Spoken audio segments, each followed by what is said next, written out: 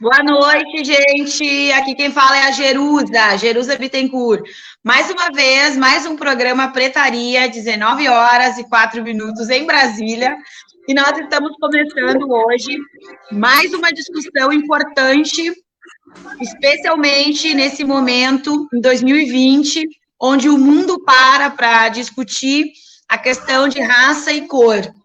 E nós estamos aqui com um convidado muito especial, Estênio Pinto Rodrigues, um grande amigo meu, mas mais que isso, um militante do movimento negro. E hoje a gente veio aqui para ter uma aula com o Estênio sobre racismo estrutural.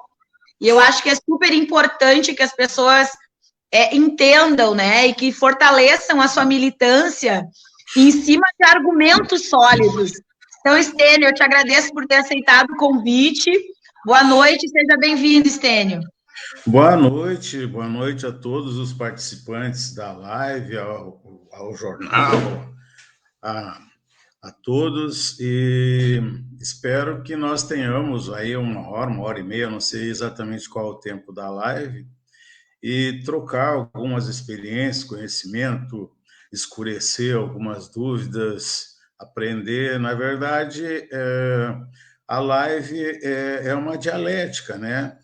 De diálogo com as pessoas. Todos nós temos conhecimento, muito de nós vivemos o racismo ao longo das nossas vidas, então fazer essa conversa é mais ou menos discutir como é que ela impacta, na verdade, na nossa relação social e nas nossas vidas efetivamente, né?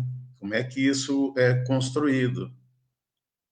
Então, Estênio, eu gostaria que tu te apresentasse um pouquinho da onde tu fala, qual é o teu lugar de fala, em quais movimentos tu te organiza, até para as pessoas que estão em casa nos assistindo também te conhecer. Tá bom. Eu tenho 66 anos, sou natural de Porto Alegre, né? Eu, de formação, eu trabalhei muito tempo na enfermagem, desde 74. Sou graduado em Direito, graduado em Gestão Pública, já fui conselheiro distrital de saúde, conselheiro municipal de saúde de Porto Alegre, conselheiro do Conselho Estadual, já estive na assessoria do gabinete da Secretaria Estadual de Saúde com a Maria Luísa, na gestão do Olívio, já fui assistente da direção do Grupo Hospitalar Conceição, responsável pela área de gestão do trabalho, desenvolvimento, criação da CEPIR, instituição das cotas etnorraciais nos concursos públicos. Sou servidor público aposentado do Ministério da Saúde, ingressei, ainda era INPS, né? Pré-INAMPS.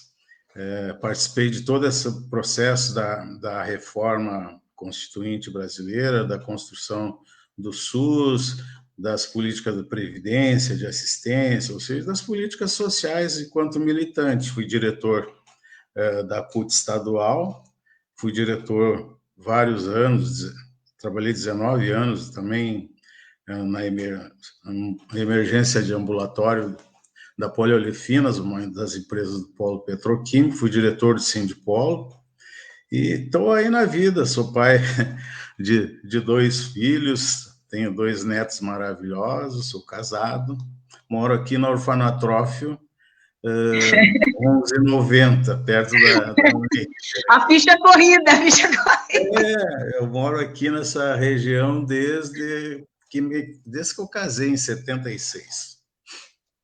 Muito bem, então tu tem uma longa trajetória, pelo que tu está contando, né? Nos movimentos sociais. Então, isso é muito interessante, porque em alguma medida isso te forjou enquanto militante, tu falou muito da questão da saúde, né? Desde a criação do SUS, eu acho isso fantástico. Mas como hoje a gente vai estar abordando a questão do racismo estrutural, eu queria já que tu começasse a falar sobre isso, sobre esses conceitos, né? Essa parte histórica e como é que a gente chega nesse conceito de racismo estrutural, porque o racismo por si só, ele Ele nasce em um momento histórico e ele se estrutura e, infelizmente, ele se perpetua até hoje, né? Então, se tu pudesse abordar essa coisa mais histórica e conceitual sobre o racismo estrutural. O racismo, ao longo da humanidade, ele vem de muitos séculos, né? Quando se lê a Bíblia, né? Da escravidão, por exemplo, do povo hebreu, nem só o povo hebreu naqueles períodos, ao longo dos séculos, foram escravizados vários povos, que era o costume dos governos do modelo de governo daquelas épocas, dos reinados, combaterem os outros reinados e se apossar das suas propriedades e, com isso, escravizar os seus povos. Bom, o racismo mais recente, nós podemos falar no Brasil e na América, começa com a invasão europeia do continente americano como um todo, né? Os europeus ocuparam desde a região do Canadá, dos Estados Unidos, e toda a América Central e América Latina, principalmente aí a partir dos anos de 1494, por aí, com as expedições portuguesas, espanholas, começam a invadir o território indígena da América toda, né? Desde o Alasca até aqui em Ushuaia, na Argentina. E aí o racismo ele já começa pela sujeição de determinados povos sobre outros povos. E a classe dominante, ela nos ensina, por exemplo, que o Brasil e esses outros territórios foram descobertos. Eles não foram descobertos, na verdade, eles já existiam. E como dizia Sepete Araju, né, aqui nas Missões, quando os espanhóis invadiram aqui e no tratado entre Portugal e Espanha para dividir o território acabaram chacinando os indígenas, ele dizia que essa terra tem dono, e essa terra é milenar, ela tem dono, sim. Então, quando dizem a primeira farsa, começa quando diz que o Brasil foi descoberto. O Brasil não foi descoberto. O Cabral aportou lá em Porto Seguro, na Bahia, mas essa terra já tinha dono. E os europeus começam, então, a tomar conta do território e tentar escravizar os indígenas. E os indígenas tinham uma característica que, bom, eles eram povos, conheciam o território era deles, falavam os mesmos idiomas, falavam os mesmos costumes e praticavam os mesmos credos religiosos. E isso é o que dá constituição de um povo. Um povo só é um povo se ele tiver a sua cultura, os seus costumes iguais, falarem o mesmo idioma e ocuparem o mesmo território, né? Isso é básico. Mas essa terra, a primeira coisa que começa é a tentativa de escravizar os indígenas e que não se sujeitaram, portanto, foram assassinados em grande quantidade. À medida que a expansão dos portugueses foi avançando pelo Nordeste, afora, Brasil, o Brasil começa no Nordeste, né? Isso é importante a gente salientar. A primeira universidade federal do Brasil, ela é em Pernambuco, depois na Bahia, depois Rio de Janeiro. Portanto, o Brasil começa com a ocupação dos portugueses lá naquela região. E junto vem aquilo que eu estava falando no começo, que dá a liga, né, que constitui um povo de verdade. Vem a Igreja Católica, tentando também submeter os indígenas a fim de garantir a dominação da língua portuguesa. Tá? O que acontece? O Brasil é um país continental, muita terra e a economia da época era extrativista de ouro, diamante, pedras preciosas e da agricultura. Tudo isso precisa muita gente, muita mão de obra. Naquela época, tudo era manual. E daí eles escravizam os negros em diversos países da África. Tinham os traficantes que vendiam seus próprios irmãos e outros povos vizinhos para serem vendidos aqui no Brasil e que valiam muito dinheiro, porque imagina tu ter, né, qualquer das pessoas que estão assistindo aqui, não adianta tu ter 20, 30 hectares de terra se tu não tiver a família inteira para trabalhar. E olha lá, tu não consegue, talvez, ocupar todo esse território. Então, assim, esse povo tinha muita extensão de terra e precisava cultivar essa terra, e para isso era necessário mão de obra. Portanto, os escravos custavam muito, porque os escravos era o instrumento de geração de trabalho e renda para as oligarquias nacionais. Até hoje ainda é. Hoje já a vida já é outra, né? Com as novas tecnologias, o maquinário já está, a mão de obra já não tem tanto essa importância mais. Mas, para isso, o que acontece quando eles capturam os negros? Os negros valiam muito dinheiro, a maioria deles, deliberadamente, eles eram vendidos para senhores diferentes, para que o laço familiar, étnico, não permitisse a organização. Os idiomas eram diferentes, as religiões também eram diferentes, né? Na época, a África não era católica, né? As religiões eram outras. E impõe a religião católica, impõe o português como a língua a ser falada, e se os negros falassem nos seus idiomas, eles eram açoitados, né?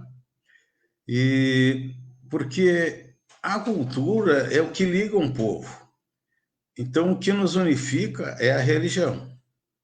Outro elemento que nos unifica é o idioma. E o outro elemento é a cultura, né? Isso é o que dá uma coesão social do ponto de vista de identidade cultural de um povo. Porque os negros vieram trazidos de várias regiões da África, falavam idiomas diferentes, mas eles eram negros. Em certa medida, tinha alguma semelhança. Agora, eles não podiam falar as línguas originárias, porque senão os senhores não sabiam o que eles estavam falando, se estavam conspirando, o que eles estavam dizendo. Portanto, era proibido também por esse motivo. Praticar as religiões era manter os negros vinculados à sua cultura, o que era preciso desconstruir, né?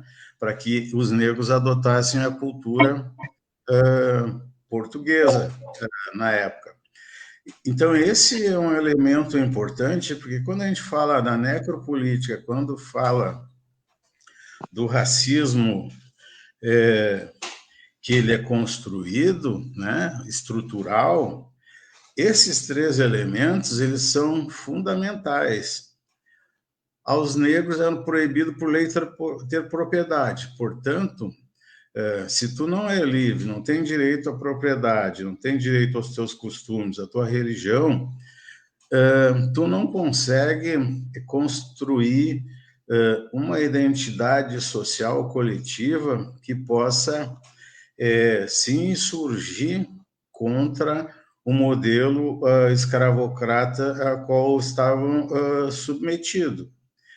Então, isso é importante, porque isso não é nada de geração espontânea, é deliberado, e até hoje, mas a gente vai progredir nessa conversa. Era proibido ter a propriedade. Bom, se tu não tem direito à propriedade, tu não tem como evoluir socialmente. Se tu não é livre, mesmo que tu tivesse algum tempo livre para produzir alguma coisa, tu era proibido de comercializar. Portanto, não poderia constituir uma poupança para investir, comprar terra, coisa do gênero. Então, esse é o racismo estrutural. Os negros eram proibidos de frequentar a universidade, a escola, muito menos a universidade, nem pensar. A universidade era coisa só da elite.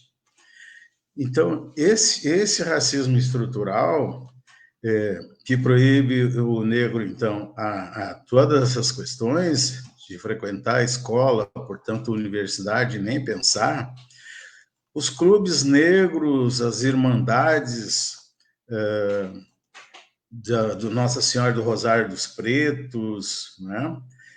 Era quem supria, principalmente nas regiões mais urbanas e nos quilombos, essa ausência ou esse impeditivo do Estado brasileiro, né?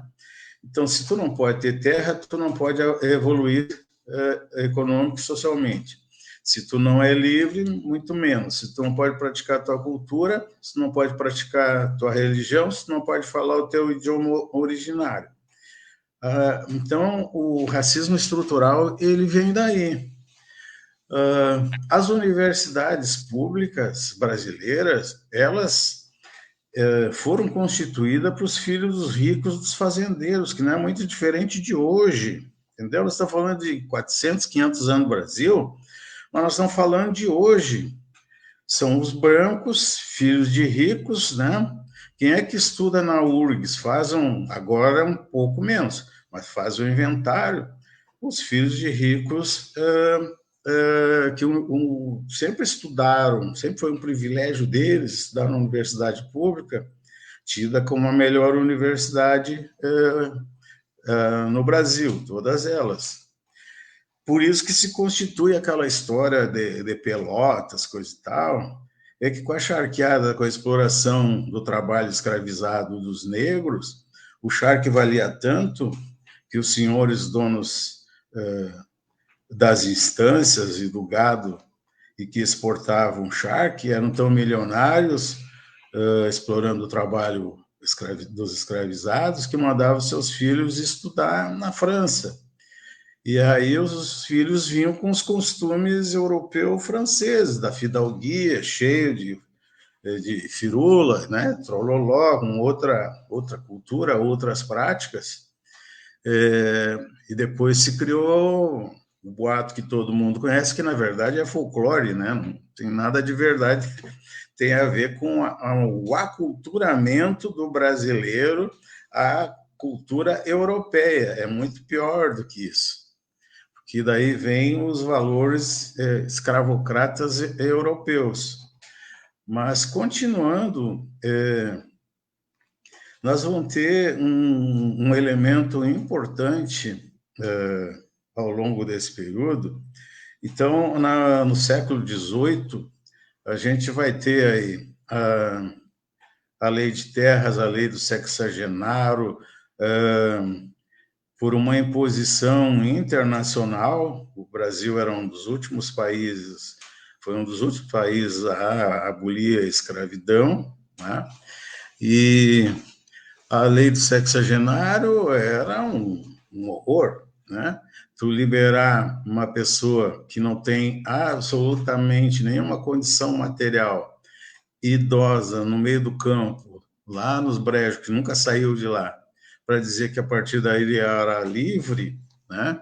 Sem ter nenhuma forma de compensação econômica, nenhuma garantia de absolutamente nada, era a tal de lei para inglês ver, né? Que tem a ver com a escravidão. A lei para inglês ver também ela tem a ver com a escravidão. A proibição dos negros à escola, ela se deu formalmente, né?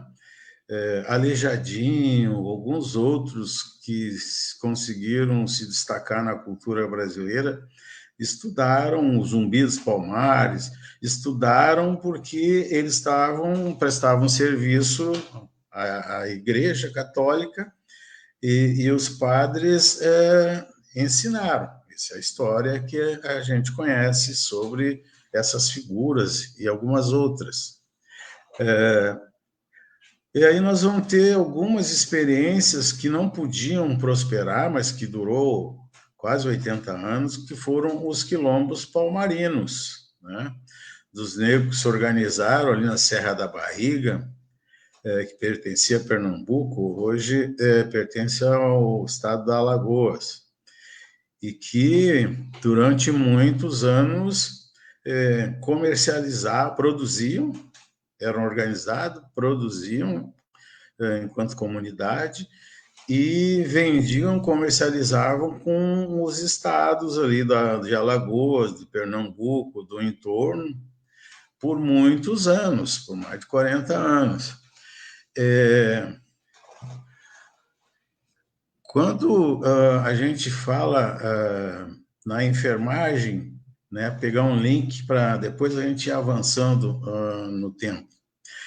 A primeira Santa Casa de Misericórdia, primeiro assim, quem prestava alguma assistência à saúde mental, física, essas coisas de traumas curativos, para os negros eram as pretas velhas que tinham conhecimento através das rezas, através das ervas, através dos conhecimentos ancestrais trazidos. Mas no serviço formal, aí em 1840, 1646 por aí, que se instala a primeira Santa Casa de Misericórdia de Santos, em São Paulo. Quem fazia o serviço de enfermagem eram as freiras, né?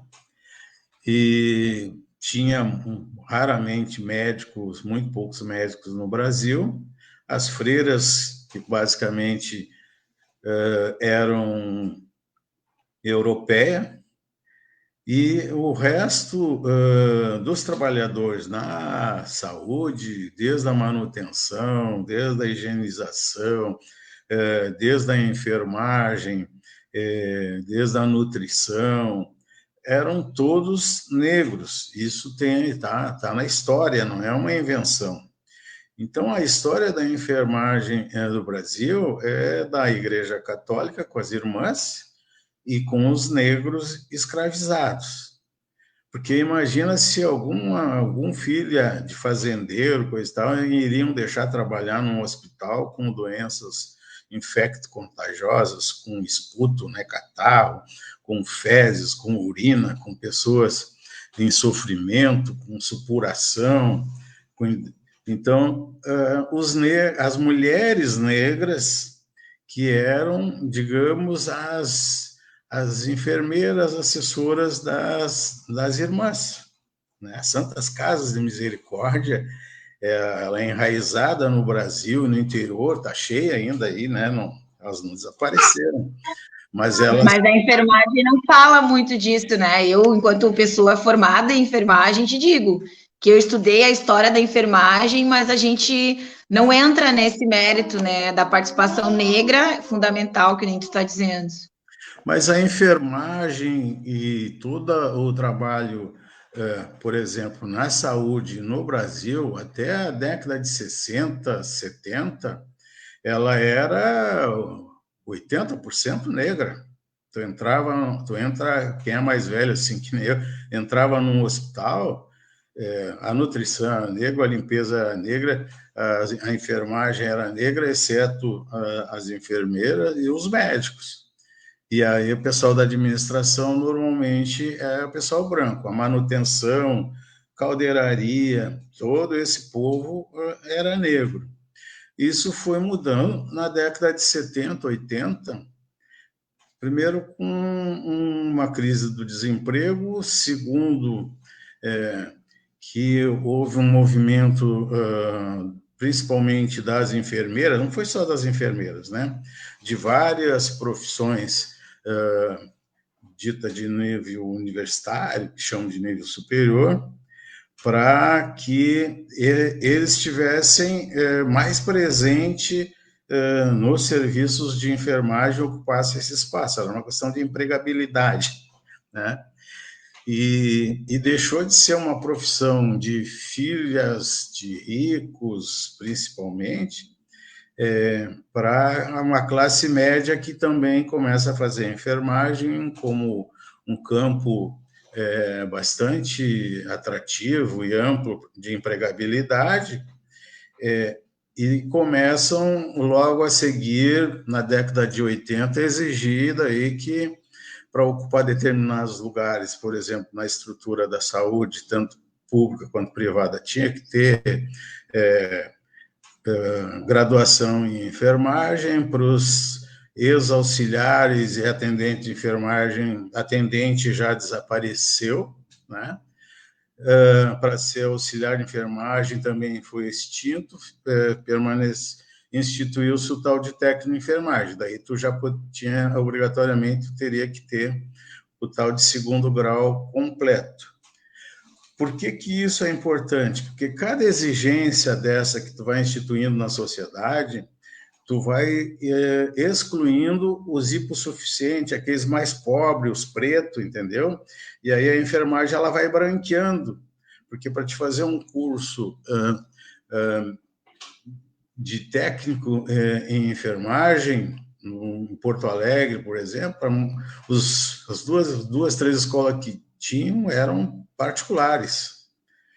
E o povo nosso da periferia não tem condições de pagar. Então, se tu for ver a enfermagem hoje, ela é quase toda branca em todas as áreas. E isso as pessoas não se dão conta, que cada critério, num concurso público, cada critério que tu coloca como pressuposto, tu alija da participação uma camada importante de pessoas. Então, quanto mais critério tu colocar, mais tu estreita o número de pessoas com condições de participar desse certame, dessa disputa, entendeu? E isso também é uma forma sutil que não se enxerga. Eu não estou dizendo que a enfermagem não tem que ser qualificada cada vez mais, coisa assim, mas eu estou falando de como o processo se dá, que às vezes as pessoas que lutam por isso não se dão conta que essa exigência, sem estar casada com um apoio do governo para que as pessoas que não têm condições financeiras, por exemplo, de pagar um curso, que é a discussão das cotas hoje, deveriam ter uma bolsa para poder competir com aqueles que vêm da classe média, que os pais, né, têm condições de pagar uma escola técnica particular. Nesse sentido, as cotas elas são extremamente importantes, mas nós não saímos ainda, né? Lá do século XVIII, a pressão internacional tem um fato que ele é muito relevante na nossa história, que normalmente as pessoas não falam, que foi a Revolução do Haiti em 1804, tempo de Napoleão. Foi uma revolução que assustou os escravocratas no mundo inteiro. E é a única revolução dos escravos. porque eles tomaram as terras dos franceses, né, que maltratavam os negros escravizados levados para o Haiti, tomaram as terras, eles detinham conhecimento do modo de produção, continuaram produzindo e correram com os invasores europeus do Haiti. Os organismos internacionais estabeleceram um castigo violento ao Haiti, que até hoje o Haiti não conseguiu se levantar. Um boicote que nem teve em 1958, 59, na Revolução cubana também, que os Estados Unidos estabeleceram um boicote a Cuba, que nada entrava e nada saía de Cuba, né?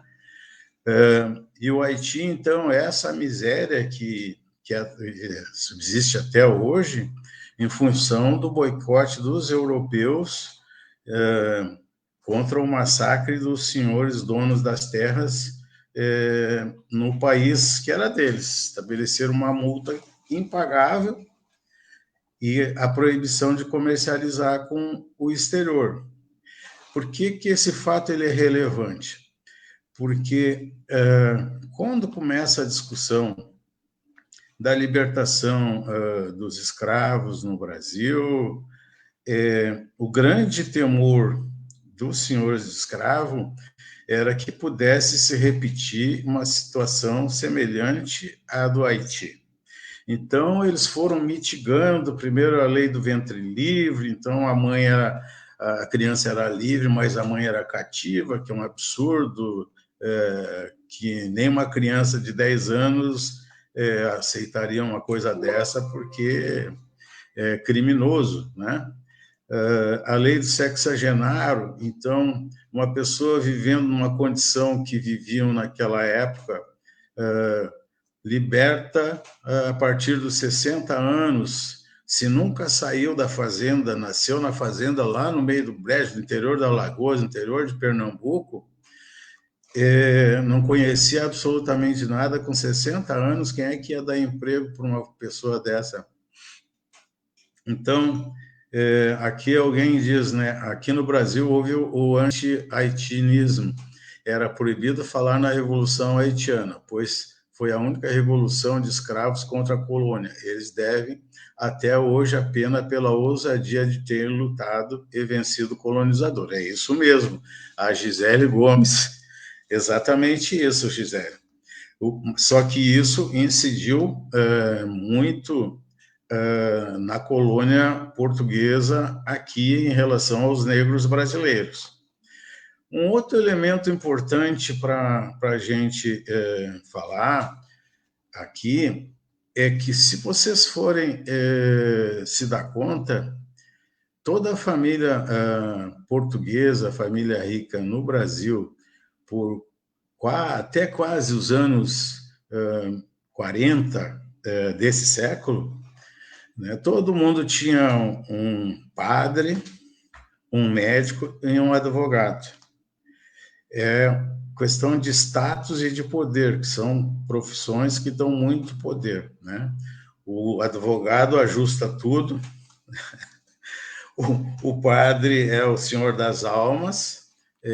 Não estou falando da igreja aqui, dos padres em si, estou dizendo como a religião se estrutura para dominação também, que é um pouco da história que nós estamos vendo lá em Angola, se não me falha a memória, né? Os angolanos lá que estão expulsando alguns religiosos, coisa e tal. Bom, mas voltando para cá. Quando vocês podem buscar na biblioteca do Senado ou da Câmara Federal livros que falam do processo da abolição do Brasil, lá 1850, 1880, vocês vão ver que não muda muito a configuração do Congresso Nacional, das câmaras, é tudo filho de fazendeiro, é a mesma coisa, é médico, é advogado, filho de fazendeiro, latifundiário. esses aí são a maioria que hegemoniza, O que se BBB, né, opõe com Estênio? É a bala, a Bíblia e o boi. É a mesma coisa. isso vem de séculos do Brasil escravocrata. E para isso tu precisa dominar a educação. A educação para os pobres ela tem que ser de baixa qualidade para que os pobres não conheçam nem a história do seu país, entendeu? Não conheçam a cultura do seu país. Não precisa dominar a língua do seu país, porque esses são elementos estruturantes do racismo estrutural no Brasil e da forma de dominação. Então, o racismo não é uma coisa que nasce do além. O racismo é uma construção social, porque tu vem desde 5 séculos dizendo que determinados grupos sociais são inferiores. São inferiores materialmente porque assim a classe dominante quis e quer até hoje. O que o Bolsonaro fez agora? Acabou com as cotas. Não foi isso? Sim. A Ele cota é uma tentou. forma de buscar, ao longo do tempo, um equilíbrio e um acesso a todos os segmentos da sociedade, à escola pública, à universidade pública. O que Sim. ele faz novamente? Os invasores europeus ocuparam a América toda, que tinha dono. Os indígenas, Sim. de norte a sul. Desde os indígenas americanos lá, que os ingleses, principalmente fugidos lá dos anos de 1400 e pouco, daquela dissensão da igreja católica, que surge o protestantismo de Martim Lutero, daquela cisania que há ali, que passa então a ocupar os Estados Unidos e depois o Canadá, e aqui mais a América do Sul e América Central, os espanhóis e os portugueses, a Europa domina e explora o continente americano como um todo, até hoje mantendo escravizados o povo brasileiro. O que o povo do Bolsonaro fez? A primeira coisa, leiloou o pré-sal. Sim. Isso é necropolítica, que seriam recursos para investir na melhoria da qualidade do Brasil fantasticamente. É só olhar aqueles países lá do Golfo Pérsico, lá, aquela luxúria toda só com petróleo, entendeu? Nós não queremos Sim. aquela luxúria, somos contra aquilo. Mas uma sociedade justa e igualitária com o pré-sal, era possível se constituir, de fato, era possível garantir uma universidade pública gratuita para todo mundo, ensino médio gratuito, escola de qualidade só com pré-sal. Então, isso é necropolítica, porque as elites elas se apropriam dos bens próprios do Estado em seu interesse e mantém a população marginalizada e tenta nos incutir na cabeça que, na verdade, nós somos um bando de pessoas inferiores, vagabundas, vadias, drogados, que não queremos estudar, mas é o lugar onde a escola é mais paupérrima, a estrutura é lamentável, os professores fazem das tripas coração, ganham pouco, né? Os livros didáticos não chegam, é tudo precário, falta professor, que é deliberadamente para as nossas crianças não aprenderem mesmo. Com Entendeu? certeza. E hoje, com excedente de seres humanos, visto que a tecnologia tem feito vários serviços que antes eram os humanos que faziam, haverá um excedente de mão de obra e de uma juventude sem trabalho, uberizada, ou pior do que isso, e a população da periferia nem isso. porque tu precisa ter um grau de estudo, tu precisa ter para alugar um carro, tu precisa ter algum avalista, né? Então, tu precisa Sim. de vários instrumentos que na comunidade, normalmente, a gente não encontra, porque é tudo operário igual, e a maioria é desempregados. Então, é dramático, a gente tem que entender isso, e as cotas, elas foram fundamentais, mesmo 10, 20%, né?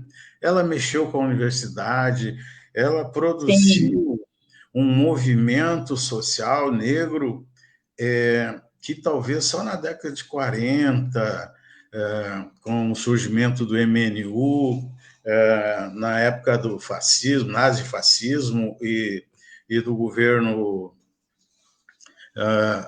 o Getúlio Vargas, é que nós vimos de mobilização do movimento negro. Mas eu queria falar também aqui nessa live sobre a cultura negra, né? As escolas de samba, os clubes negros, as comunidades quilombolas, ou seja, as nossas crianças conhecem muito pouco da nossa cultura, daquilo que é nosso, que tem Verdade. valor e que ao longo desse tempo foi que garantiu os nossos ancestrais a constituir uma certa identidade e, inclusive, formar, educar algumas crianças a partir dos clubes negros.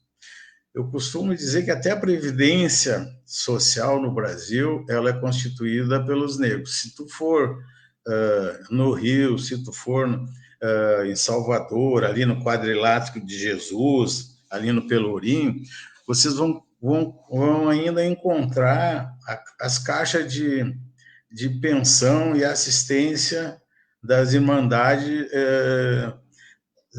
dos Homens de Preto, que eram as irmandades que, se tu quisesse comprar um carrinho, um balaio para comercializar alguma coisa, fazer algum negocinho, algum empreendimento, era essas entidades que aportavam dinheiro para te ter um capital para comprar os instrumentos para te poder trabalhar. Né? Se quisesse construir a casinha, fazer um puxadinho, coisa e tal, eles também emprestavam. Então, era a nossa previdência social lá, né, já naquele período. E a gente, por não aprender isso na escola, não querer que a gente tenha valor e orgulho da nossa história, a gente não aprende essas coisas. Mas lá no Quadrilátero de Jesus, no Pelourinho, na Bahia, ainda tem. As igrejas, né? Nossa Senhora do Rosário dos Pretos, aquela que os bispos, alguns aí sapatearam, né, em cima da imagem, né? Como é que uma santa Sim. negra é? Isso, Nossa Senhora do Rosário dos Pretos tem no Brasil afora, quase todos os lugares, só não tem aqui, porque o Brasil começa no Nordeste. O Brasil não começa no Sul e nem no Norte. Sim. Começa no Nordeste até o Rio de Janeiro. Então, o resto vem mais tardiamente que a cultura europeia, que eu não tenho nada contra, né? Mas que hegemoniza, porque é livre, tem capital, tem Claro. conhecimento, se organiza, tem a propriedade da terra financiada ou não, houve muitos problemas, mas que ter a propriedade da terra é algo emancipador para qualquer grupo social, para qualquer ser humano. E aí, quando a gente olha assim, tu vai ver quantos negros fazendeiros tu conhece, quantos negros na terra plantam uva, ou em qualquer outro, criam gado, são fazendeiros. Mas eles Existe. trabalhavam, eles eram os peão da fazenda.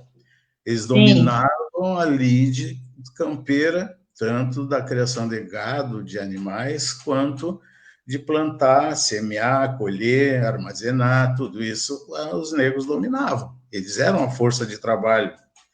mas, no entanto, eram proibidos a ter propriedade. Então, não ter Isso propriedade. remete, né, Estênio, à própria discussão do capitalismo, né?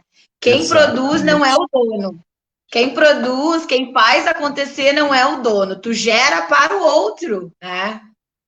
E no caso, o capitalismo hoje no Brasil reproduz isso, né? Sim. É muito investimento em bolsa e não sei o quê, e pouca produção.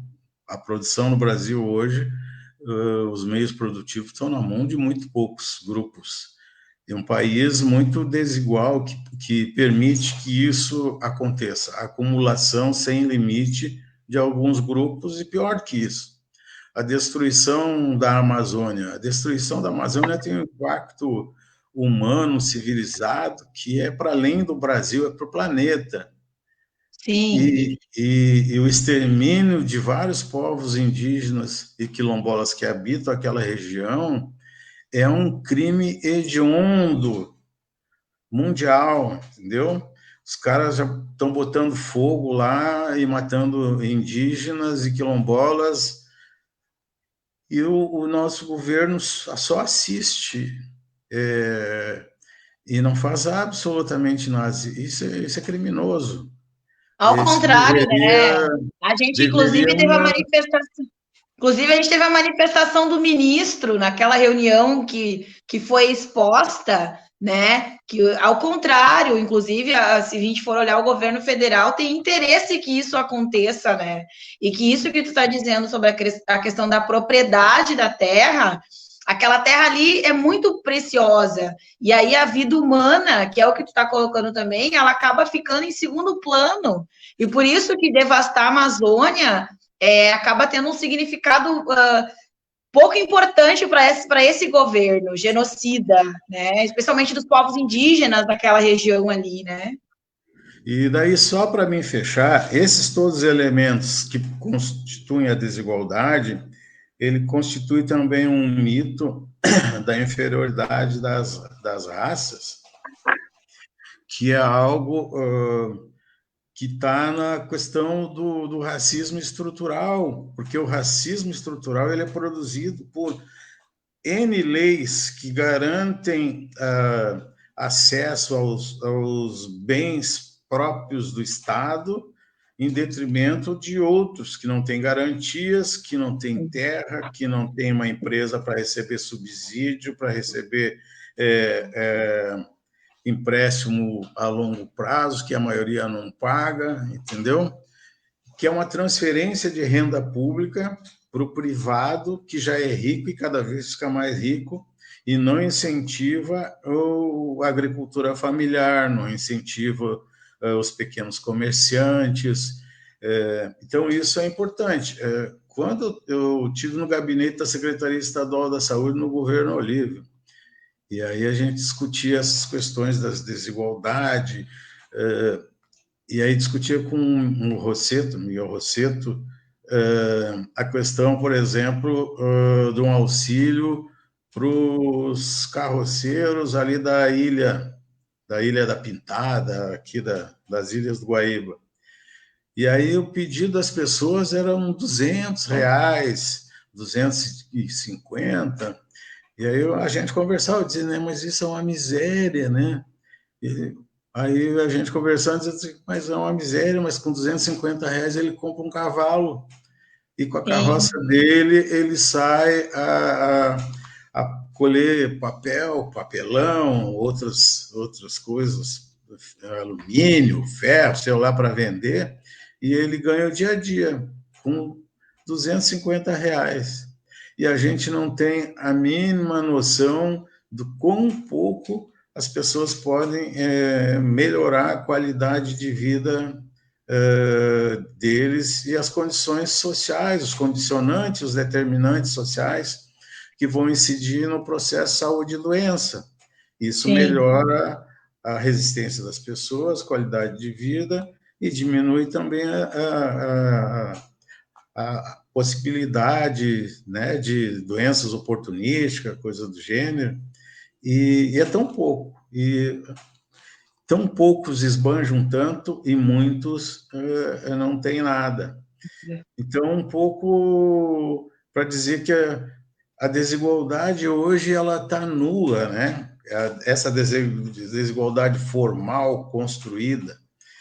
É só ver Paraisópolis, então, a negação do Estado para uma comunidade que eles chamam de periferia, com 100 mil habitantes, e a comunidade foi buscar ajuda externa e se organizar por si para dar conta de proteger as pessoas que moram ali, porque o Estado não olhou para um lugar que tem 100 mil habitantes, entendeu?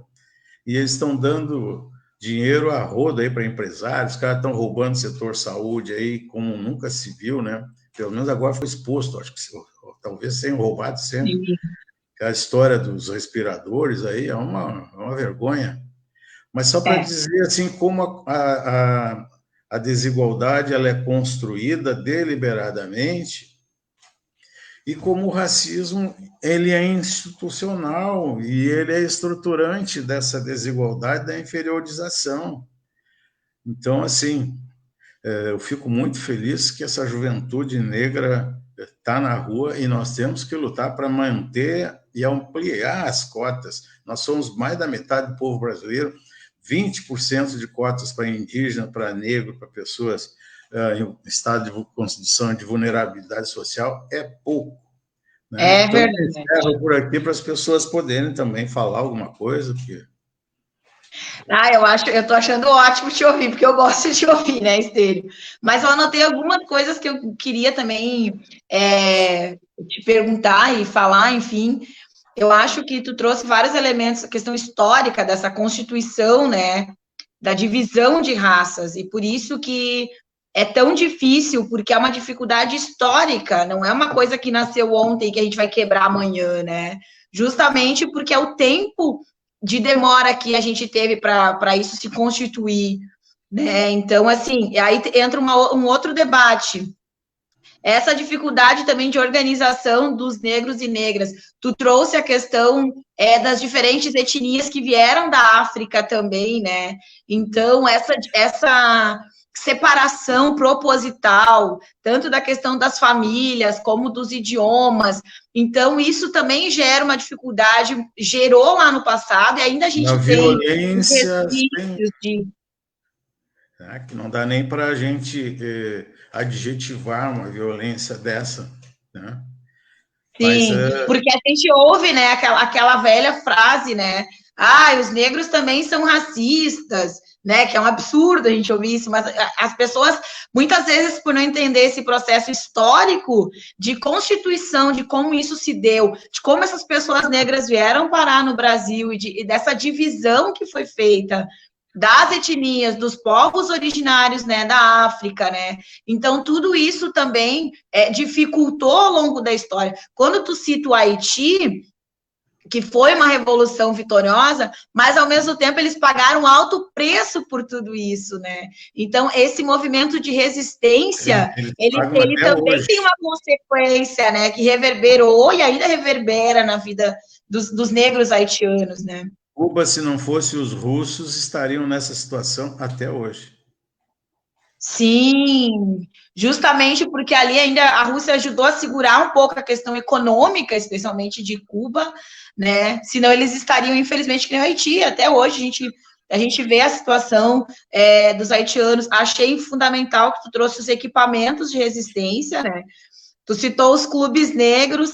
Eu acho que realmente, assim, a gente fala muito dos quilombos, a gente fala muito das escolas de samba, mas tem outros equipamentos que muitas vezes a gente nem se lembra, né? A gente fala sobre quais são esses equipamentos de resistência. Que bom que tu citou isso, né? E eu queria tocar mais num outro ponto. Tu falou da lei do sexagenário. Temos a Nossa Senhora de Aparecida, né? Que apareceu uma vez alguns pastores aí sapateando sobre a imagem da Santa Negra. Então... Sim. Eu acho que tem mais um elemento, assim, tu falou da questão da lei do sexagenário, né? que os negros ganharam a liberdade, mas não tinham terra, não tinham direito a estudar, não tinham direito a um monte de coisa. Mas muitas pessoas não sabem, mas quando a abolição aconteceu no Brasil, quem tinha escravo, gente, recebeu a reparação do Estado, recebeu dinheiro, por quê? Porque apesar deles darem alforria para os negros, eles ainda consideravam o negro e a negra mercadoria. Então, assim, o Estado tirou uma mercadoria do fazendeiro, enfim, e o Estado reparou com dinheiro, pagou para quem era senhor de escravo, né? Então, assim, quando alguém critica cotas raciais, que a gente diz que é uma política de reparação, quando alguém critica todo o movimento da questão dos quilombolas, a gente não pode se esquecer que o Brasil pagou para quem perdeu, né? Mercadoria com os escravos. Então, assim, ao longo da história, o branco, ele sempre se beneficiou, mesmo quando a escravidão acabou, né? Eles receberam por aqueles escravos que foram libertos. Então, assim, a própria questão das cotas, né? A cota não nasceu com a questão étnica, racial. A gente sabe a questão da cota de quem era filho de fazendeiro, que era direcionado para os cursos que iam propositalmente, né, ampliar o seu domínio sobre as fazendas e sobre as terras, né? Então, assim, é muito importante esse resgate histórico. Essa noite, eu deixei tu falar, porque eu gosto muito de ouvir falar, e eu acho que as pessoas precisam se apropriar mais da história sobre essa pauta racial, não só nós, negros e negras, mas a comunidade brasileira precisa conhecer isso, para entender que a gente só vai acabar com o racismo quando a gente reconhecer, de fato, a forma que ele se estrutura. E eu queria que tu falasse um pouco sobre o mito da democracia racial, Estênio. Eu vou deixar tu falar, porque a gente tem tempo ainda. É importante duas coisas aí. Os negros eram considerados semoventes e sem alma pela própria Igreja Católica. Isso está escrito, não é invenção. É só qualquer um, talvez entrar no Google, encontra isso. E os negros eram proibidos pela própria Constituição do Estado brasileiro, lá em 1840, por aí, 1838. Eu não lembro bem a data, eu tenho tudo anotado, mas eu vim mais para fazer um papo, mas para provocar as pessoas a pesquisarem também. Os negros eram proibidos a ter propriedade. Numa sociedade capitalista, não ter direito à propriedade é delegar a pessoa a viver na indigência, na miserabilidade. E é por isso que no Brasil tem muitas favelas e que o Covid vem ceifando muitas vidas. Quando a gente olha a Previdência Social, o grau de exigência para as pessoas mais vulneráveis, trabalho mais rude, mais expostos a condições agressivas, a insalubres, né? É uma dificuldade, acaba se aposentando com 60 anos, já com a saúde toda dilapidada. Ser proibido de frequentar a escola é criminoso, porque te tira o direito de conhecer sobre tudo, sobre as tuas origens, sobre o teu passado, sobre teus ancestrais, e te tira a capacidade, o direito de concorrer numa sociedade competitiva eurocêntrica, porque tu não tem conhecimento, então tu vai viver trabalhando eternamente nas piores condições, com os piores salários. A Maralane fala aqui a lei do boi, né? Então são um conjunto de normas. Eu tenho aqui, eu sou graduado em Direito e em Gestão Pública. Então eu faço apresentação de vez em quando que eu enumero todas essas leis e para a gente ver o quanto o Estado brasileiro é escravocrata e trata os desiguais de forma desigual no sentido negativo, né? trata os ricos de forma desigual para que fiquem mais ricos e os pobres que cada vez fiquem mais pobres, se morrerem mais breve, melhor ainda, porque já estão incapacitados para produzir e aí não interessa mais. Para eles, isto é custo. Então, essas questões todas fazem parte da história desse país e que o resultado é esse fosso imenso, né, entre poucos que têm muitos e muitos que não têm quase nada. Nesse meio aí fica a tal de classe média, uns 20%, que fazem de tudo para se agarrar, para não ir para o degrau de baixo. E a educação é emancipadora, né, para qualquer um. Todos os pais mandam, sem consciência, mandam e devem lutar por uma escola de qualidade, porque seus filhos só conseguirão se emancipar, ter uma condição melhor a partir da educação. Por isso que os filhos do rico todos querem estudar na Universidade Federal, que é uma universidade de excelência, e que foi pensada por eles, para eles, há 3 séculos, no mínimo, entendeu? Agora a gente quer botar preto, cotista, indígena... desqualificar, né, a universidade, botando pouco sem terra, aí, né? Essas questões, assim. Mas eu acho que no governo Lula a gente teve muitas coisas que tal da história aí na verdade, invisibilizou. Nós temos a política de saúde da população negra, nós temos política de cota na universidade, no serviço público, nós temos uma proteção social que nunca se teve, de coisas de valores. Mal ou bem, nós temos um serviço social legal, nós temos uma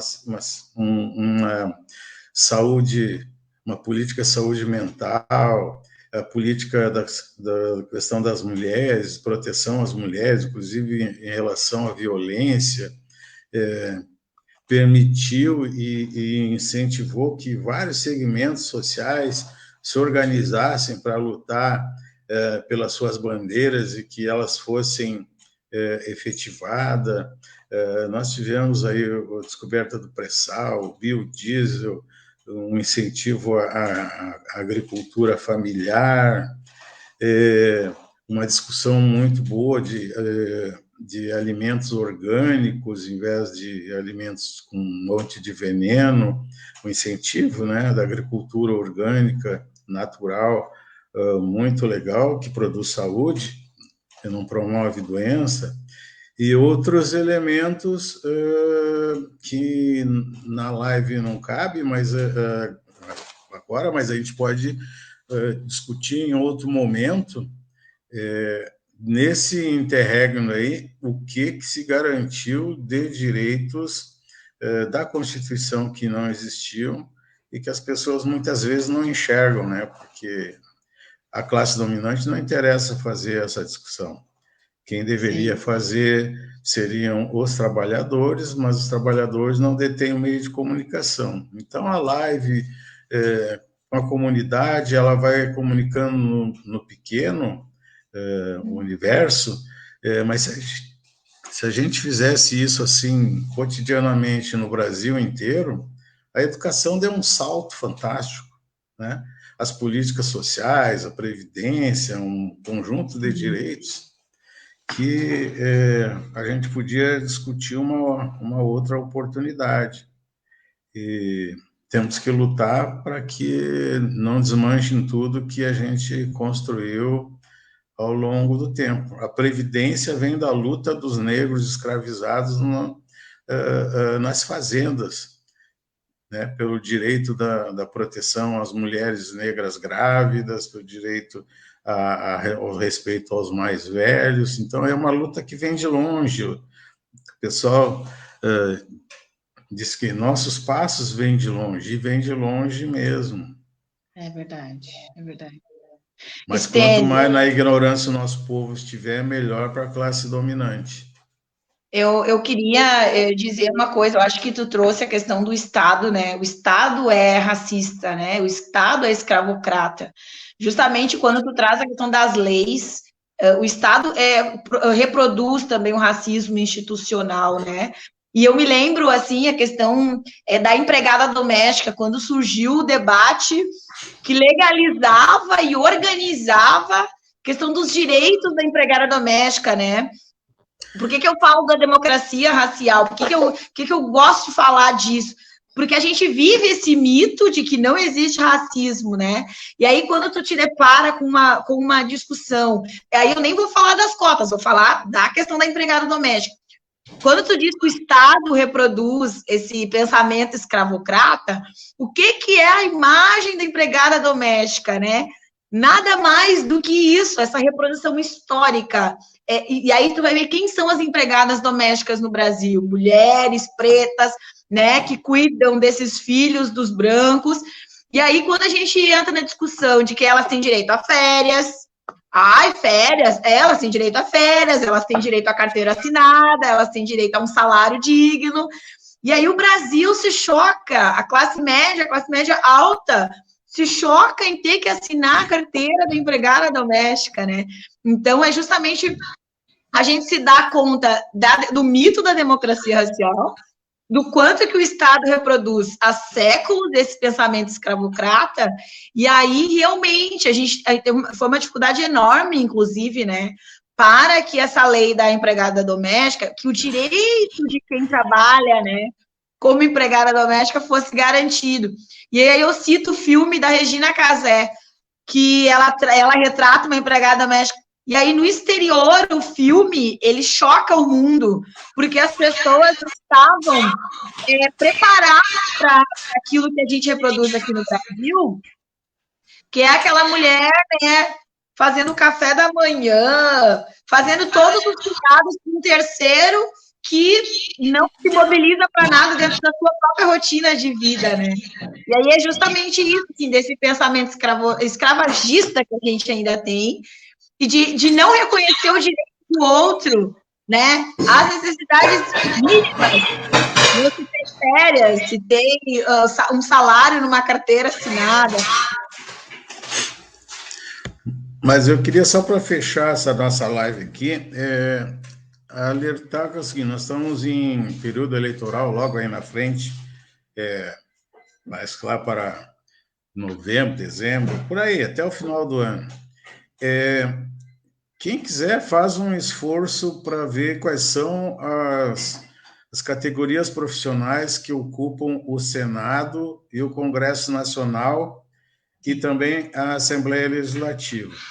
Então, o que eu mencionei em relação lá ao período da organização do Congresso Nacional na escravidão, ele mudou muito pouco. Continuam sendo médicos, advogados, latifundiários e profissionais liberais, mas majoritariamente esses grupos. No Congresso Nacional, então, tem uma enormidade de latifundiário ou de associados a latifundiários. Só para a gente dizer que o poder ele continua, de fato, na mão desses segmentos, e que se a sociedade não se der conta em quem ela vota, muitas vezes deixar de votar num igual para votar num sujeito de conversa bonita, cheia de floreio, talvez esteja dando um tiro no pé. Então, o voto é algo muito importante para as pessoas e que devem depositar o seu voto conscientemente, sabendo que as pessoas em quem se está votando realmente estão compromissadas com as nossas bandeiras de lutas históricas. Tá? De minha parte, eu agradeço o convite. Oi, Senhor, eu queria que tu respondesse só a professora Érica, que botou uma pergunta aqui. Por que as políticas do PT não foram reconhecidas pelos que se beneficiaram delas? Se tu pudesse responder, ou se tem uma resposta para isso. Não tem uma resposta definitiva. Duas coisas. Acho que a gente trabalhou mal isso junto aos beneficiários dessas políticas e a sociedade de uma forma em geral. e as pessoas também, mesmo aquelas que, muitas que foram beneficiárias, não se deram conta do bem que estavam recebendo, e que é um bem que não é de um governo, né? É um governo que é um bem de um direito da sociedade que deveria ser permanente, independente dos governos. E a mídia, e aí a gente tem que entender que é o seguinte, a mídia não tem jornal, não tem televisão que esteja na mão da classe trabalhadora. Todas as mídias estão na mão de igrejas, de todas as igrejas, né? Mas não vai achar mídia nenhuma na mão de igreja de povo de matriz africana, por exemplo. Mas todas as outras, elas têm canais de televisão, passam o dia inteiro bombardeando, elas têm os jornais, têm as rádios, as concessões de rádios são de dominação dos grandes meios de comunicação que são representantes da elite brasileira. E se a gente não se der conta disso, que a verdade ela é dita no interesse das classes dominantes. E se a gente acreditar em todas as verdades e afirmações deles, nós estamos dando um tiro no pé, porque às vezes a gente luta para botar um trabalhador e não consegue valorizar e saber que esse trabalhador precisa de apoio, porque a classe dominante não vai aceitar perder privilégios. E esse é o grande problema nosso na Prefeitura de Porto Alegre, nas prefeituras, de uma forma geral, quando tu quer mudar para beneficiar, inverter a lógica, né? Dar mais para quem tem menos e menos para quem tem mais, a grita é geral, os caras chegam a inventar a história, criar a história. Veja aí o que é a Lava Jato, parte do Ministério Público Federal, né? Está vinculado ao FBI americano, que tiveram aqui, tem foto, tem tudo, eles mesmos dizem isso. Então, isso é uma invasão do nosso país que não tem dimensão, porque os caras vão definir a desestruturação das empresas brasileiras no interesse econômico dos americanos. O pré-sal roubaram os computadores, os notebooks que tinha toda a pesquisa do pré-sal. Para além disso, o Brasil já vendeu parte do pré-sal para as empresas internacionais, que era a nossa independência, né, do povo brasileiro ao longo do tempo. Então, assim, eu não estou falando que alguns são tão bons, outros tão, mas preste atenção nos benefícios. Eu tenho uma apresentação que eu faço, só se pegar o governo Lula, a infinidade de políticas que foram aprovadas em favor da população mais vulnerável, mais da periferia, é um negócio, desde os direitos das mulheres, das pessoas vivendo com deficiência, das pessoas com sofrimento mental, e várias políticas avançaram. Teve problema? Teve problema. Essa correlação de forças jamais vai ser uma maravilha numa sociedade democrática se a gente não saber de que lado a gente está. Então, hoje eu tive um debate com um amigo meu que eu fiz estágio com ele no Centro de Apoio de Direitos Humanos aqui do Ministério Público. Nós fizemos estágio em direitos humanos. E ele é defensor do Bolsonaro, negro, defensor do Bolsonaro, que é nazi-fascista, então negro. E é difícil. O cara só alega que eu tenho que respeitar a liberdade dele. Eu respeito a liberdade dele, só disse para ele que eu tive um estranhamento e uma frustração, né? E aí ele um pouco disso, como é que tu te associa, quem não conhece o nazifascismo, como é que funciona, o que as atrocidades cometeram na humanidade, geraram uma Segunda Guerra Mundial, tudo isso. massacre de milhões de pessoas, câmaras de gás, todas essas coisas.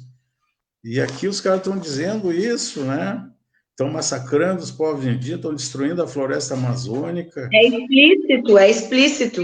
Eles nem têm rodeio para dizer, né, como é. Bom, é dar tiro no pé, daí não tem como salvar, entendeu? Sim. Tá, então eu acho que para hoje é isso, a gente pode voltar outro dia avançando na temática com temas mais pontuais. Eu acho que as pessoas podem pautar aí algumas coisas nesse sentido, não tem problema, me preparo, tá? Muito obrigado. Adorei. Tu sempre dá uma aula, né? Não tem como não aprender muito contigo. E agradeço também quem entrou na live, a Vera, a Mara, a Elisamar, a professora Érica, a Sil, o Cristiano, várias pessoas comentaram aqui, a Gisele, a Elisiane, a Viviane, a Maralane, acho que entrou um monte de gente, foi bem legal a participação de vocês também. E o Estênio, gente, ele ficou 1 hora e pouquinho aqui comigo, mas o Estênio assim, é uma pessoa que eu ouviria um dia inteiro. Eu gosto muito de ouvir falar, Estênio. Agradeço. Sigam lá, curtam a página do Jornal O Coletivo, para que vocês possam também estar por dentro das próximas lives. E esse programa Pretaria, ele se propõe a discutir justamente isso, as questões étnico-raciais, e que a gente possa se fortalecer, e no final dessa pandemia, porque esse programa ele surge em meio à pandemia, né? Que no final da pandemia a gente possa estar vivos e mais fortes. Muito obrigada, Estênio, pela tua participação. Só deixa eu dizer o seguinte, a Maralane está aí, a Vera Rosa, algumas pessoas conhecem. Uma hora, se quiser, a gente pode falar sobre a política de gestão de pessoas que foi instituída na época no GHC, a CEPIR, a Comissão das Pessoas vivendo com deficiência, né, de mobilidade, algumas coisas concretas que foram instituídas lá, pelo menos a CEPIR, as cotas, falar um pouco assim da trajetória, das dificuldades, coisa e tal, que é muito legal, que as pessoas às vezes não veem algo que foi construído nesse período aí do governo. Também a Comissão de Saúde da População Negra do Conselho Municipal foi na gestão também do governo do PT, né, com a comissão lá de etnias do Grupo Hospitalar Conceição, com o pessoal do Maria Mulher, então da CEMUM, e que existe até hoje, mas é uma obra nossa de muitas mãos, muitas cabeças, que organizam esses eventos estruturantes, ao inverso, tá? Um abraço para todo mundo, muito obrigado, hein? Obrigada, Estênio, obrigada. Tchau, gente, até